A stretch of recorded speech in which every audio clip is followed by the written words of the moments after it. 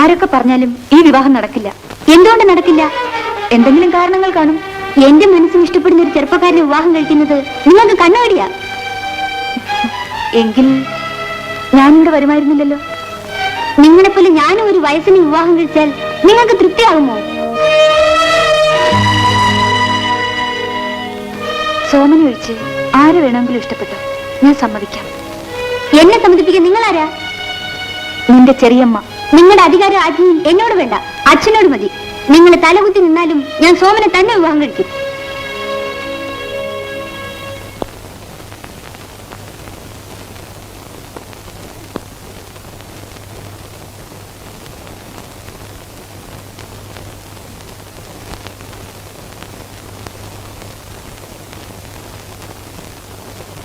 കൃഷ്ണ, നാളെ കാലത്ത് 9 മണിക്ക് ഈ വീട്ടിലെല്ലാവരും ഡൈനിങ് ഹാളിൽ വരാൻ പറയണം. ശരി വച്ചമ്മേ.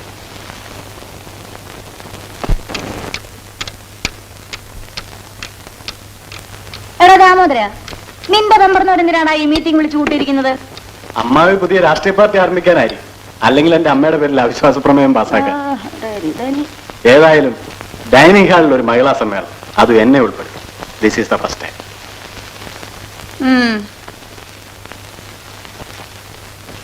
നിങ്ങളോടെല്ലാം ഒരു പ്രധാനപ്പെട്ട കാര്യം പറയാനുണ്ട്.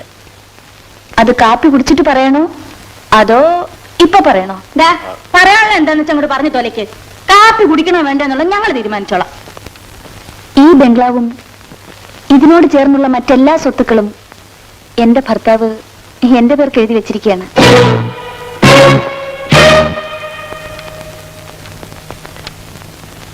എടി ശൂർപ്പണകേ, നീ എന്റെ അനിയനെ കൂടോത്രം ചെയ്ത് മയക്കി സ്വത്തെല്ലാം പിടിച്ചു പറിച്ചോ? ഗീതേ, ഞാൻ പറഞ്ഞത് നടന്നില്ലേ? എങ്കിലും എന്റെ അച്ഛൻ ഇങ്ങനെ ചെയ്യുമെന്ന് ഞാൻ വിചാരിച്ചില്ല. എടാ, നീ എന്നാലും എന്നോടൊരു വാക്ക് ചോദിച്ചോ? ഈ മോഹിനിയുടെ ആട്ടത്തിന് തുള്ളി ഞങ്ങളെയാണ് എഴുതി കൊടുത്തത്. ചേച്ചി, നല്ല ചൂടുള്ള ഇഡ്ഡലി സാമ്പാറും ഉണ്ട്. നിന്റെ തന്തയ്ക്കുണ്ടോ കൊടുക്ക. ആ ചേച്ചി, ഗീതയും സോമനുമായിട്ടുള്ള വിവാഹം എപ്പോ നടത്താം? അയ്യോ, എനിക്ക് ഇഷ്ടമുള്ളപ്പോ നടത്തും. പണ്ടേ പറഞ്ഞ് ഉറപ്പിച്ചിട്ടുള്ളതല്ലേ ഈ വിവാഹം. പോരെങ്കിൽ മുറപ്പെണ്ണ്. ദേ, എന്റെ മോന്റെ വിവാഹം നടത്തേണ്ട എപ്പോഴാണ് ഞാൻ തീരുമാനിച്ചോളാം. എടാ കേമദ്രോഹി, നീ ഇതിന്റെ ഫലം അനുഭവിക്കാൻ ചാകുകയല്ലടാ. ചേച്ചി, നല്ല ചൂടുള്ള വടയും ചമ്മന്തിയും ഉണ്ട്. നിന്റെ പട്ടിക്കുണ്ട കൊടുക്ക. ഒരു വടയെങ്കിലും കഴിച്ചിട്ട് വാമേ. വട ഒരു വട പോലും കഴിക്കാൻ സമ്മതിക്കുക. അമ്മ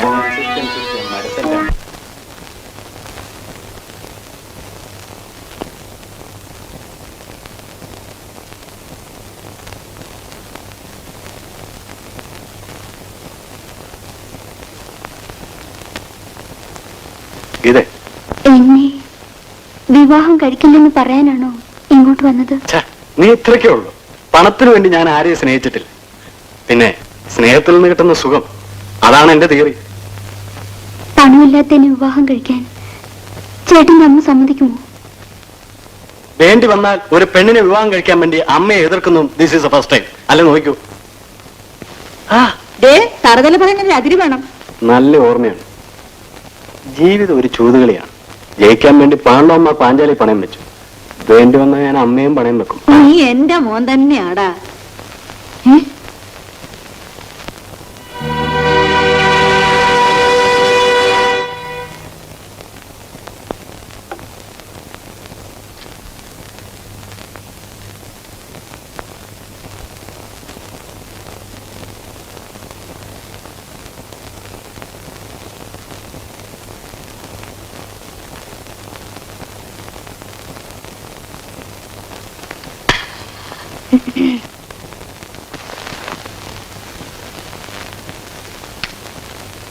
എന്തെങ്കിലും വേണോ? ഒന്നും വേണ്ട. വീട്ടിലുള്ളവരുടെ എല്ലാ സന്തോഷവും നോക്കേണ്ടത് എന്റെ കടമയല്ലേ? എന്താ മിസ്സസ് ശോഭയിൽ ഇത്ര പെട്ടെന്നൊരു മാറ്റം? ജീവിക്കാൻ പല മാറ്റങ്ങളും വേണം. പക്ഷേ എന്റെ നില ആരറിയുന്നു? ഞാൻ അറിയുന്നു. ഈ മനസ്സിന്റെ മോഹമായ നിലവിളി. ജീവിതമല്ലേ, എനിക്കുമില്ലേ ആശകളും മോഹങ്ങളും. ഒരു വാക്ക് പറഞ്ഞാൽ മതി, നിറവേറ്റാൻ കാത്തു നിൽക്കുക. എപ്പോ വേണമെങ്കിലും എവിടെ വെച്ചായ. അതെങ്ങനെ? സോമൻ ഗീതയെ വിവാഹം കഴിക്കാൻ നിശ്ചയിച്ചിരിക്കല്ലേ? ആര് പറഞ്ഞു? ഗീത ഞാൻ കണ്ട 1000-ൽ ഒരുത്തി. വേണ്ടി വന്നാൽ എന്നെ വിവാഹം കഴിക്കാനും തയ്യാറാണ്. വിവാഹമോ? ചാച്ചാ, അതിനപ്പുറത്തുള്ള സകലതിനും തയ്യാർ. എന്നാൽ നമുക്ക് പുറത്തേക്ക് പോവാം.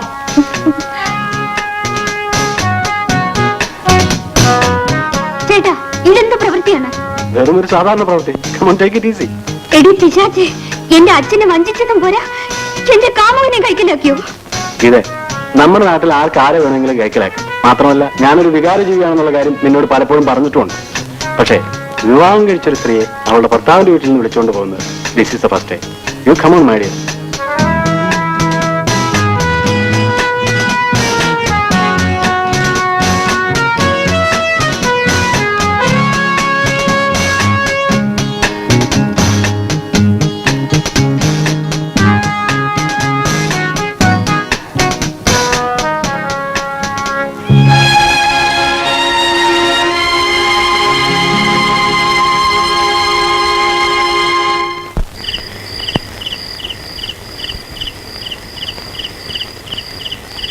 ഏകാന്തം, വിജനം, നമ്മുടെ തിളയ്ക്കുന്ന വികാരങ്ങൾക്ക് പറ്റിയ സ്ഥലം. അതിന് മാത്രമല്ല, ആഭാസന്മാരെ മര്യാദ പഠിപ്പിക്കാനും പറ്റിയ സ്ഥലം. മിസ്റ്റർ സോമൻ, നിങ്ങളിവിടെ കൊണ്ടുവന്നത് എന്തിനാണെന്നറിയോ? നമ്മൾ തമ്മിൽ മാനസികമായ ശാരീരികമായി ഒന്നും കൂടുതൽ എടുക്കാൻ. റാസ്കൽ, നീ വഴി പഠിപ്പിച്ച പെൺകുട്ടികളെ പോലെ എന്നെയും കണക്കാക്കരുത്. ശോഭേ, അല്ലടാ, ഞാൻ നിന്റെ അമ്മാവന്റെ ഭാര്യയാ. മര്യാദയ്ക്ക് പറയുന്നത് കേട്ടോ. മേലാൽ നീ ഗീതയെ കണ്ടുപോകരുത്. അവളുടെ ജീവിതം നശിപ്പിക്കാൻ ഞാൻ സമ്മതിക്കില്ല. പിന്നെ നാളെ വെളുക്കുന്നതിന് മുൻപ് വീട്ടിൽ നിന്ന് പൊയ്ക്കൊള്ളാം. നിന്റെ പ്രേമത്തിലൊന്നും എന്നോട് വേണ്ട. എന്റെ വിലപ്പെട്ടവരാരും രക്ഷപ്പെട്ടിട്ടില്ല. നിന്നെ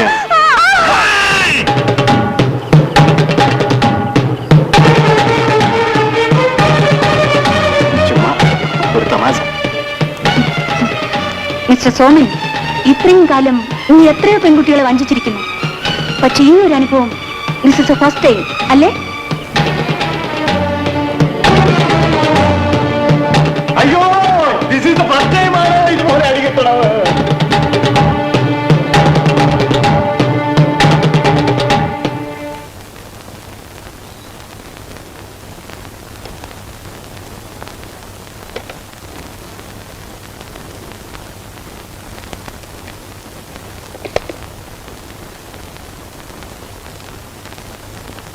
എവിടെ പോകുന്നു? എങ്ങോട്ടെന്ന് എനിക്ക് അറിഞ്ഞുകൂടാ. ആദ്യം ഇവിടെ നിന്ന് ഞാൻ രക്ഷപ്പെടട്ടെ. എന്താ ഇങ്ങനെയൊക്കെ പറയുന്നത്? കൂടുതൽ പറയാൻ ഞാൻ ഇഷ്ടപ്പെടുന്നില്ല. നീ എന്തിനെന്റെ ജീവിതത്തിലേക്ക് കടന്നു വന്നു എന്ന് എനിക്കറിഞ്ഞുകൂടാ. പക്ഷേ എന്റെ മോളെ നീ ഇങ്ങനെ വഞ്ചിക്കുമെന്ന് ഞാൻ സ്വപ്നത്തിൽ പോലും വിചാരിച്ചില്ല. ഗീതയെ ഞാൻ വഞ്ചിക്കുമെന്ന് അങ്ങ് കരുതുന്നുണ്ടോ? എന്നെ അങ്ങക്ക് ഇത്ര പോലും വിശ്വാസമില്ലേ? വിശ്വാസങ്ങളും സ്നേഹബന്ധങ്ങളുമെല്ലാം ജീവിതത്തിൽ നഷ്ടപ്പെട്ടിരിക്കുന്നവനാണ് ഞാൻ. അച്ഛനെന്ന നിലയിൽ എന്റെ മകളുടെ സങ്കടം കണ്ടുകൊണ്ട് ഇനി ഇവിടെ കഴിയാൻ എനിക്ക് സാധ്യമല്ല. അങ്ങ് പോയാൽ ഞാനിവിടെ കാണുമെന്ന് വിചാരിക്കുന്നുണ്ടോ? അത് തീരുമാനിക്കേണ്ടത് നീയാണ്. ശോഭേ, നിനക്ക് സ്നേഹിക്കാൻ സോമനേക്കാൾ എത്രയോ നല്ല ചെറുപ്പക്കാരെ കിട്ടുമായിരുന്നു. നിന്റെ സന്തോഷത്തിന് വേണ്ടി എന്റെ മകളുടെ മനസ്സ് വേദനിപ്പിക്കണോ? അയ്യോ ദൈവമേ, എന്നെ ഇങ്ങനെ തെറ്റിദ്ധരിക്കാമോ? എനിക്ക് അഭയം തന്ന അങ്ങയെ ഞാൻ ദ്രോഹിക്കുമോ? ആ നന്ദിയുണ്ടെങ്കിൽ അവസാനമായി നിന്നോടൊരു അപേക്ഷ മാത്രം. നിന്റെ സ്വാതന്ത്ര്യത്തിനെ ഞാൻ ഒരിക്കലും തടയുകയില്ല. എന്റെ ഗീതയുടെ ജീവിതം നീ നശിപ്പിക്കരുത്. ഗീതയുടെ നല്ല ഭാവിക്ക് വേണ്ടിയിട്ടാണ് ഞാൻ ചെയ്തിട്ടുള്ളതെല്ലാം. സോമൻ വെറും ഒരു വിടനാണ്. അവൻ എത്രയോ പെൺകുട്ടികളെ സ്നേഹിച്ച് വഴിയാധാരമാക്കിയിട്ടുണ്ടെന്ന് അങ്ങേക്കറിയാമോ? എനിക്കറിയാം. അത് നിനക്കെങ്ങനെ അറിയാം? ഞാൻ ആശുപത്രിയിൽ സുഖമില്ലാതെ കിടക്കുമ്പോൾ ഒരു പാവം പെൺകുട്ടിയെ ഗർഭിണിയാക്കി അവനവിടെ കൊണ്ടുവന്നു. വെറും 500 രൂപ അവളുടെ കണ്ണുനീരിന് മുമ്പിൽ എറിഞ്ഞു കൊടുത്തിട്ട് അവൻ പോയത് ഞാൻ കണ്ടതാണ്.